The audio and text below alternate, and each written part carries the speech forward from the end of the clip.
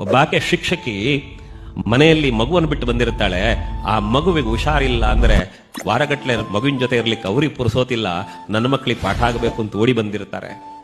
ಮನೆ ಎಲ್ಲ ಕೆಲಸ ಪೂರೈಸಿ ಶಾಲೆಗೆ ಬರಬೇಕು, ಗಂಟೆ ಆಯ್ತು ಬಸ್ ಬರ್ತದೆ ಅನ್ನೋ ಕಾರಣಕ್ಕೆ ಹೊಟ್ಟೆ ಪೂರ್ತಿ ತಿನ್ನದೆ ಓಡಿ ಬಂದ ಶಿಕ್ಷಕಿಯರು ಇರ್ತಾರೆ.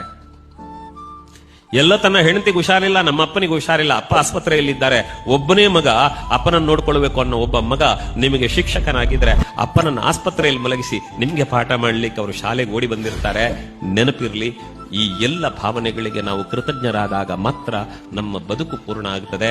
ಯಾಕಂದ್ರೆ ನಮ್ಮಲ್ಲೊಬ್ರು ಟೀಚರ್ ಮಕ್ಕಳು ಬಡವರಿದ್ದಾರೆ ಅನ್ನೋ ಕಾರಣಕ್ಕೆ ಅವರಿಗೆ ತಂದ ಬುತ್ತಿಯ ಅನ್ನವನ್ನು ಮಕ್ಕಳಿಗೆ ಕೊಟ್ಟು ಅವರು ನೀರು ಕುಡಿದು ಜೀವನ ಮಾಡಿದ್ದಾರೆ. ಅವರಲ್ಲಿರುವ 4 ಸೀರೆಗಳಲ್ಲಿ ಹರಿದು ಹೋದ ಬಟ್ಟೆ ಹಾಕೊಂಡು ಬಂದ ಮಕ್ಕಳಿದ್ದಾರೆ ಅನ್ನೋ ಕಾರಣಕ್ಕೆ 2 ಸೀರೆಯನ್ನು ತುಂಡು ಮಾಡಿ 4 ಮಕ್ಕಳಿಗೆ ಅಂಗಿ ಹೊಲಿಲಿಕ್ಕೆ ಕೊಟ್ಟು ತಾನು 2 ಸೀರೆಯನ್ನೇ ಉಪಯೋಗ ಮಾಡಿಕೊಂಡು ಜೀವನ ಮಾಡಿದ ಟೀಚರ್ ಇದ್ದಾರೆ. ಇಂತಹ ಸಾವಿರ ಉದಾಹರಣೆಗಳು ಕಣ್ಣ ಮುಂದಿದ್ದಾವೆ ಮಕ್ಕಳೇ. ಆದ್ರಿಂದ ನಿಮ್ಮ ಗುರುಗಳಿಗೆ ಕೃತಜ್ಞರಾಗಿ, ಜನ್ಮ ಕೊಟ್ಟ ಅಪ್ಪ ಅಮ್ಮನಿಗೆ ಕೃತಜ್ಞರಾಗಿ,